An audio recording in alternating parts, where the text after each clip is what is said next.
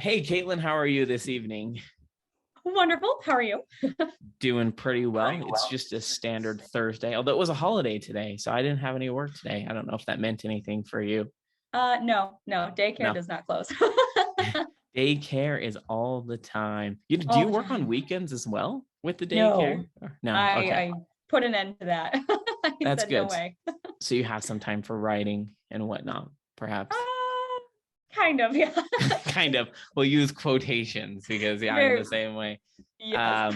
Weekends don't always mean writing, but No. in any case, I'm really excited to chat with you today. First of all, let's hear a little bit about yourself. Where are you in your author career? Tell us a little bit about your where you are with your authoring. So my first book, Dark Flowers, came out in 2016, and I had just finished releasing my third book, Among the Hunted. So I have Dark Flowers, Wired, and Among the Hunted. And I first started um, with Dark Flowers. I was indie, like an indie hybrid Mm-hmm. publishing house publisher, and now I am actually was offered a traditional contract with that publisher. So I have a 7 book deal with them. So that's really, really cool. So Dark Flowers was not part of that deal. I am now 2 out of 7 books into my contract. Interesting. That's really cool. Now, are these books related? Because I feel like or are they just like standalone books and you've just committed to write 7 various books for this publisher? Well, Among the Hunted is the only trilogy. So that's going to Okay. be a 3 book series, but all the rest are going to be standalones. That is excellent. And congratulations on the deal. I mean, I knew you had a publishing deal. At least I think that I knew that based on some of the social media things that I've seen from you. But I bet that was really exciting to get that publishing deal. It was really, really cool. Because they are a smaller publishing house, they only offered it to a select few authors. Uh-huh. And at that point, I had had Dark Flowers, and my second book, Wired, was about to come out. So I was only with them for like 2 years. And they saw something in me in my writing, and they offered me that deal. And I'm so, so excited because now I don't have to pay for edits. They completely cover the editing, and I was spending upwards of almost $2,000 for editing of my book with line and developmental. So Mm-hmm. not having to pay for edits is just massive. And Yep. they also do the cover design, interior layout, and they do a huge push for marketing. So that's been really nice too. So I'm not completely dependent on just my own social media. Yeah, that sounds really amazing. I obviously know I'm an independent publisher, so I'm handling all of those things. I mean, I don't design the cover. I have zero skill with art, like zero skill. Partially because I'm colorblind, and partially because Oh, I'm just terrible at art. I always have been. So, but yes, I just finished editing. I just paid the second portion of my edits for Sunfire a couple of weeks mhm. ago because we finished that up. So I'm well aware how pricey that editing can be. It's Oh, got to be an amazing load off your shoulders and not have to worry about those things. it was huge. And I love Sunfire's cover, by the way. Oh my goodness. I saw your cover reveal video and I was like, oh, It is, it's yes, it's, beautiful. and it fits the story way more perfectly than I could have ever imagined. I was kind of lucky with that one because I was actually just perusing the cover site of someone and it happened to be a pre-made cover. Normally Oh, those don't really fit very well, but the story fits that cover perfectly. So I oh, absolutely love the way it turned out. But that's awesome. good times with covers. Like I said, I have my visual skills are lacking, but I'm glad that one turned out pretty well. So I'm really excited to talk to you today because I've watched a lot of your social media posts and you always just seem like a genuinely happy and positive person, which, Thank you. with given the circumstances, it's not always easy to be that way, especially as small time authors, I like to call us, unless you don't consider Mhm. yourself a small time author. Oh, no, no, I am. Definitely Okay. small time. I mean, don't want to make any judgment calls, No, no, but no. You're fine. you seem like you're in a similar place to me, say for I'm Indian and you've got a traditional deal. But I'm curious to know, like, first off, as an author, what are some of the biggest challenges about being a smaller author that for you at least? It's just reach and competing with all these other traditional and like, with the agents and all these other books. And it's so hard because, and I read like the best-selling books and the crazy popular ones, and I really don't like a lot of them. And it's and I feel bad. Like I read, like A Court of Thorns and Roses, and like the first one was great, but the second one I couldn't even get past like page 30. It was I don't know. People love it. And I just feel like it is so hard being a small author because readers don't care. Like they don't want to take the risk of the $14 that they might spend on your book when they'll pay $30 for the hardcover special edition version of one that they already have. And it's just, Mm-hmm. it's so frustrating because you're trying, and then my books are in Barnes and Noble, and even that was a massive step because you have to like fulfill all of your requirements, and then you have to be able to have your books returned. And those reports are so sad when they're like, oh, hey, your books didn't sell. Here's them back. And I'm like, Oh oh, gosh. it's so sad. And like, I want, like, as an author, you want your book, you want to connect with readers, and you want them to fall in love with the story. And as a smaller author, it's really up to you to do all of that marketing. And I make a fool of myself trying to do funny things just to get people to take a chance on my books. And it's worked, but like a lot of the times, like I'll do a fun video and it will go absolutely nowhere. And I'm like, okay, well, I'll try something else. But Yep.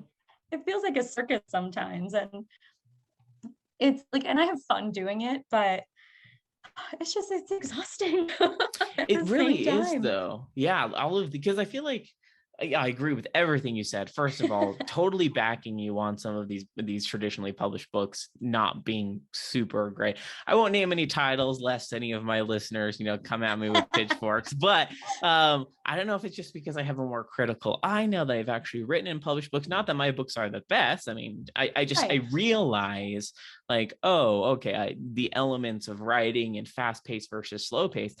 And I'm shocked Mhm. at how many traditionally published books are actually really, really slow. Like they're Yes. just full of garbage, for lack of a Yes. better term. And it's just like, Yes. why are we this, like nothing's happened for the past 5 chapters? Why am I reading this? And Oh it's my just like these books goodness. have sold tons and tons.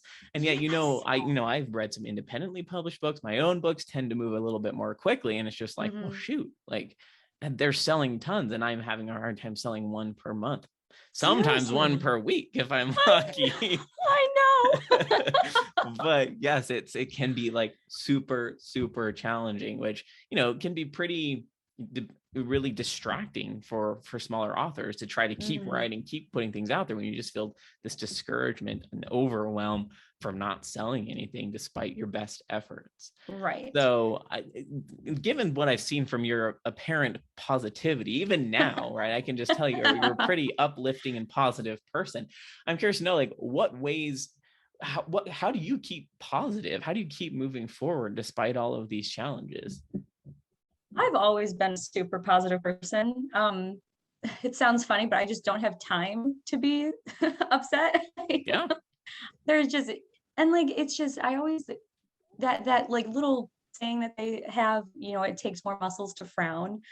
It's so much easier just to be happy and be like, well, all right, well, let's try something else. Like, and I feel like that positivity, it brings positivity out in people. Like if you're negative, and like yell at my husband all the time for this.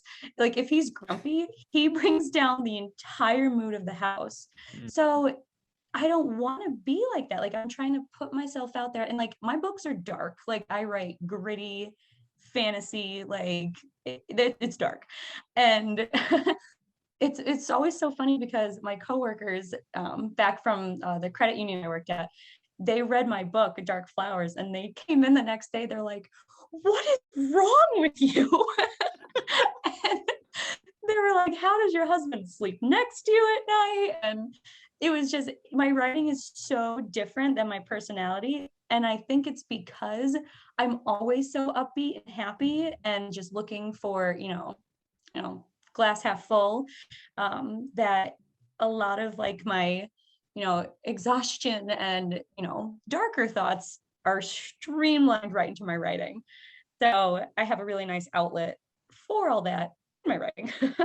That is an interesting point. So, tip of the day: write gruesome stuff to get not To get it necessarily. out, and then it's off your mind and you can be cheerful. I haven't really written a lot of gruesome things, mainly just because I don't know that I would be very apt to describe such situations. Though I don't know, I've never tried. I guess I I should was give saying you could be myself a surprised. chance. But no, I think what you said. I think I've heard the various statements. It takes fewer muscles to smile versus frown. I've heard some of these things, but I think you're definitely right about the positivity, because you can think about seeing things on social media and seeing people's comments, the really negative ones. You just kind of shy Oh, away from them. You're like, I don't want to see that. Whether or right. not we agree with those things, they just don't make you feel positive. And so Mm-hmm. I like that you just like try to just keep it upbeat, knowing that not only is going to help you, but it's going to potentially be a wave to help other people feel more positive. Right. So I think that's excellent. Do you find that despite your efforts to be positive, you still have challenges Oh to yeah. be positive? Do you have to like force through it sometimes to stay positive? Um, the hard, sadly, the hardest part is when I've just had it with my children. Okay. So, um, some days it is really hard, but when that happens, I take a break and I just separate myself and I either write or I read. Oh, Mm-hmm. sorry, that's loud. And as long as I get it out, it like if it stays in my head, I'm gonna be nasty, unfortunately.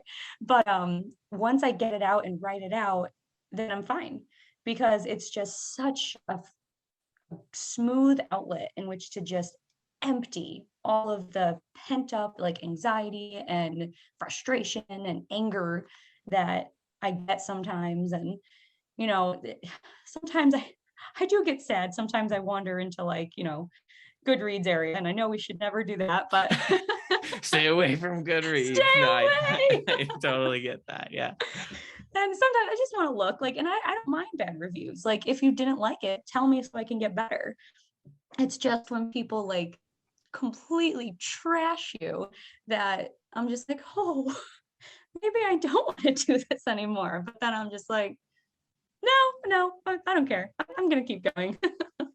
Yep, I totally agree with you. Though I haven't admittedly received any like terrible reviews. I've also not Ooh. received any reviews. So Oh, I mean, you have to have reviews to have really bad ones. I'm oh expecting them to come at some point. I don't mean this and like this is a completely joking thing. I know they'll come and that's fine. But yeah, I no. agree with you. Sometimes you just see things just despite our curiosity, we'll delve into things that will probably or potentially make us feel sad and Yes. like anything's not worth it. But I think you kind of mentioned a few of those coping mechanisms, so to speak, or ways that you found to effectively remain positive, such as I go take a break, I read a book, I write it out, or I just try to like potentially put some of that frustration into my actual writing.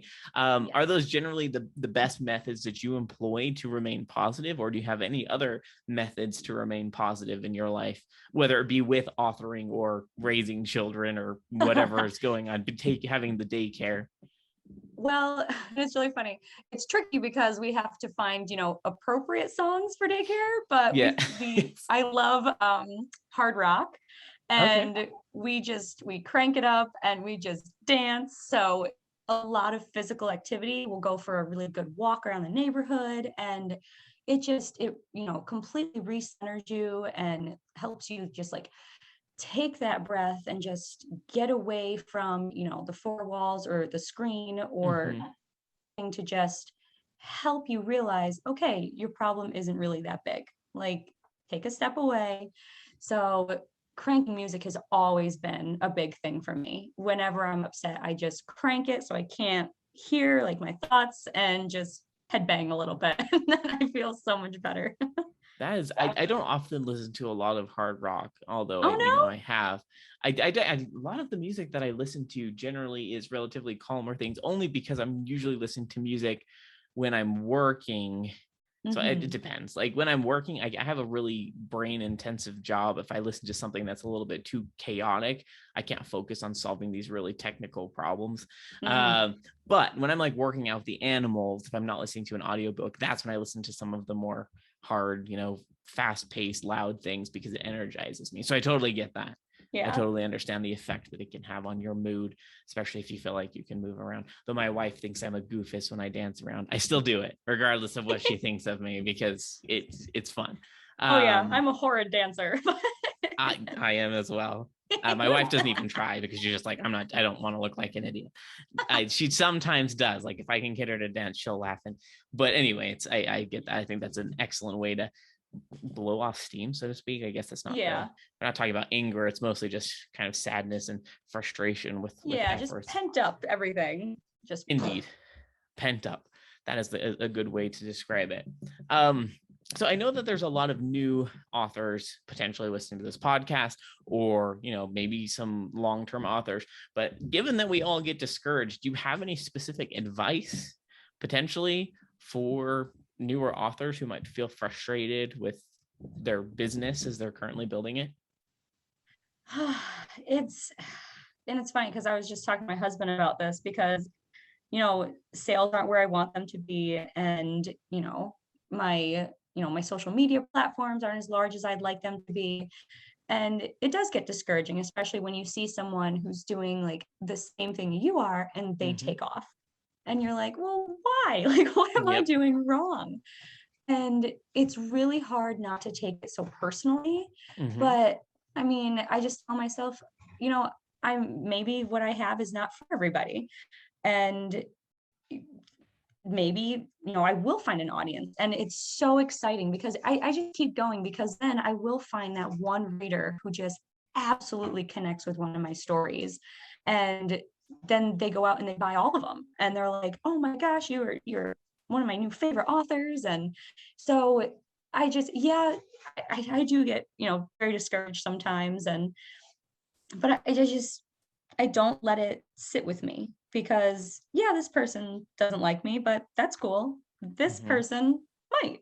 So I'm just constantly moving forward. If you sit back and, but basically the saying, take everything with a grain of salt, if whether that be from reviews or failed attempts at marketing, or if you have, a poor book signing, you just have to keep going, keep striving, and see how to make it better, because that's what reviews are. We don't like getting 1 or 2 star reviews, but look past the hurt feelings and see, okay, well, what didn't they like?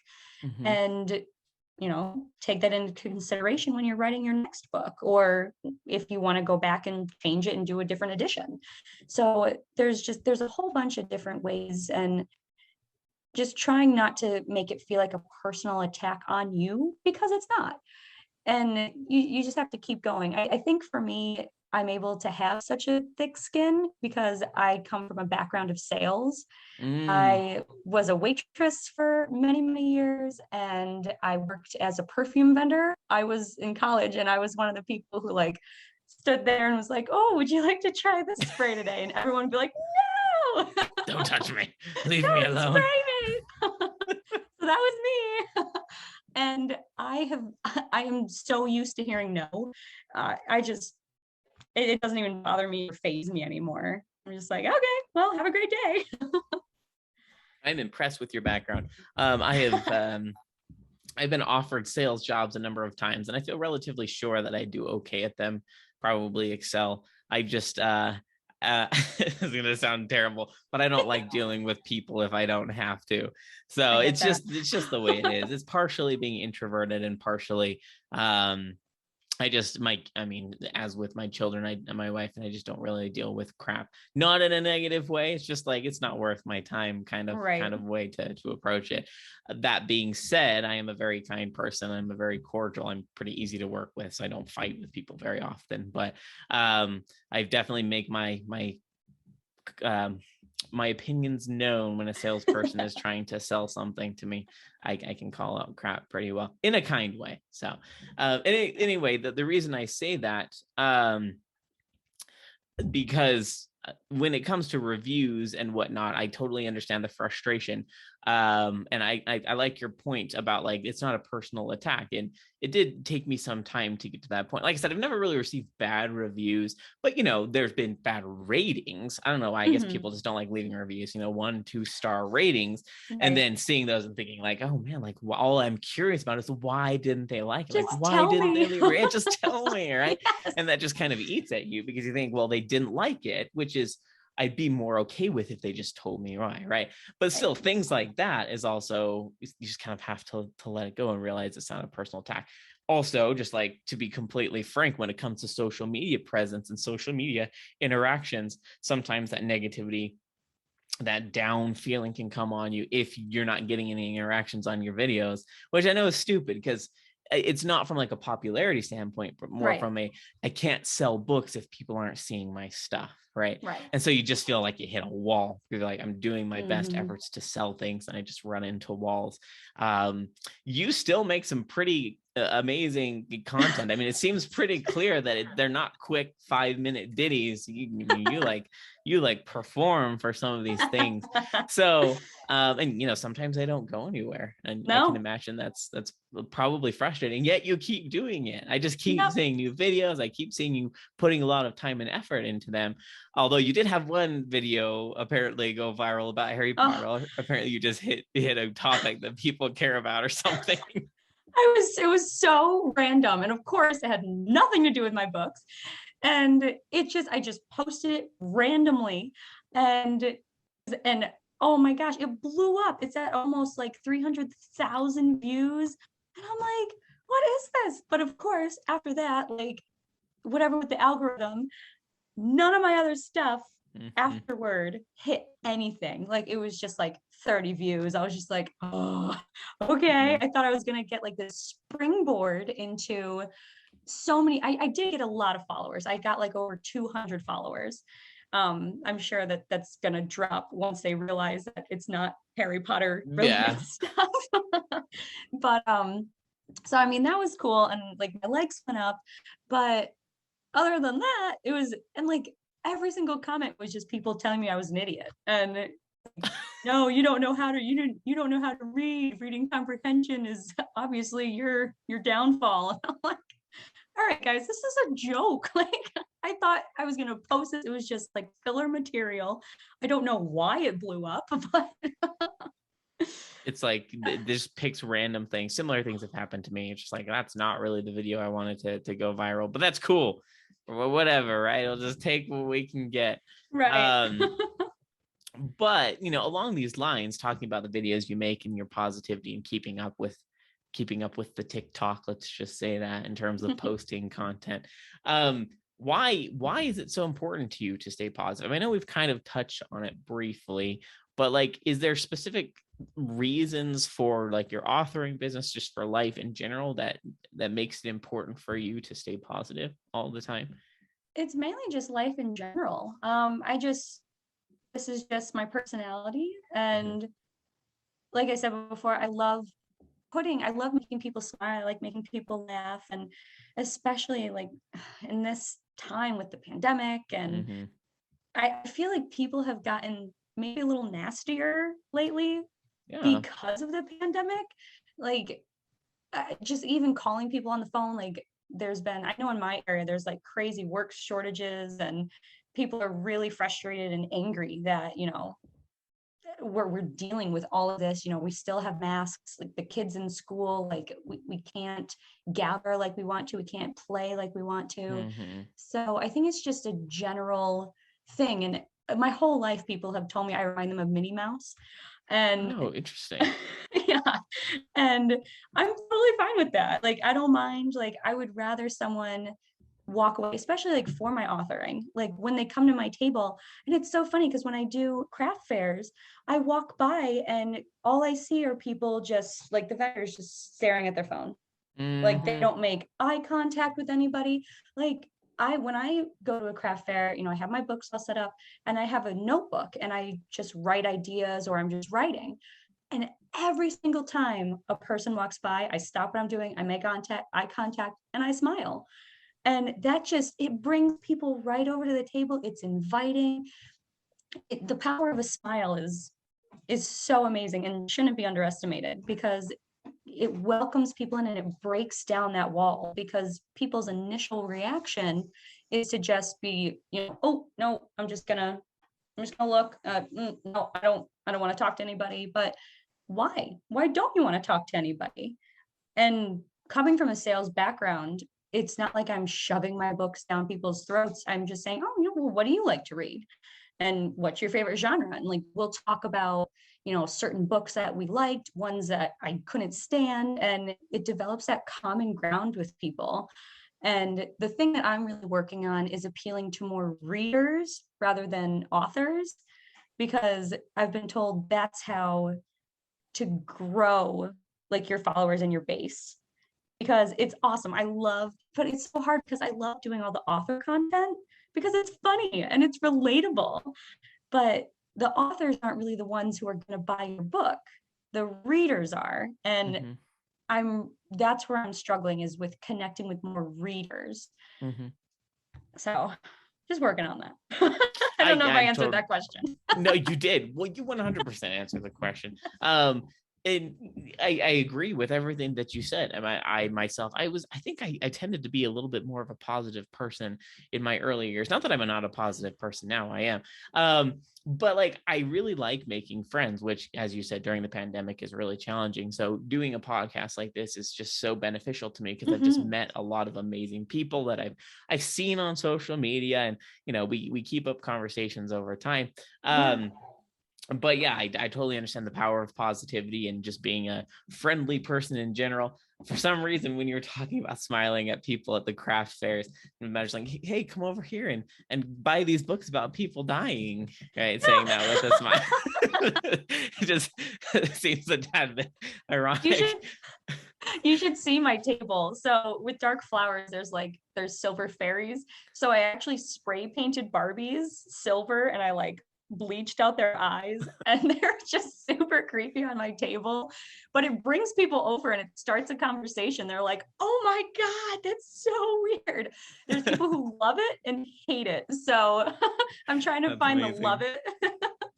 And then there's people who just look at me with like the wide eyes and they're like, oh, and they just like run. Like, yeah, I don't want to talk to you about that. It's like Yeah, creepy dolls watching me. no. That is amazing.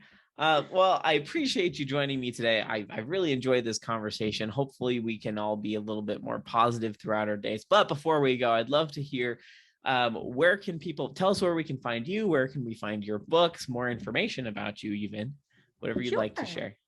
So I am on Twitter, TikTok, and Instagram. Caytlyn Brooke. Caytlyn is Caytlyn. I'm the double Y, so I'm a little odd.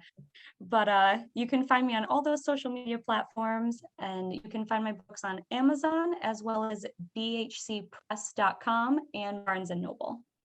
BHCpress.com, you said? Press. Yep, that's my publisher. I want to look this up just because I want to see this official standing website with your books on there. It's their website, and I just have I'm under the authors. Okay. I'm working on getting on a website. Again, I'm horrid with technology and working on it. I've started with Canva, so I made 2 newsletters, and those actually came out better than I thought they would. So I'm working on getting a website of my own. Well, a zero judgment here because, like I said, I do my own website, but I'm colorblind. So often I'll design something on Canva or on my website or something, and someone who's not colorblind sees it, and they're like, "Those are the strangest color combinations I've ever seen in my life." Like I just picked random things. Like I don't know what I'm doing. So I imagine whatever you come up with on Canva probably looks amazing because you can see colors. So I can't wait to look that up. But thanks again. I'm really excited for readers to take a look at your books, and hopefully everybody learns something about being more positive and spreading that happiness. That's right. Smile. All right. Thanks again. Thank you.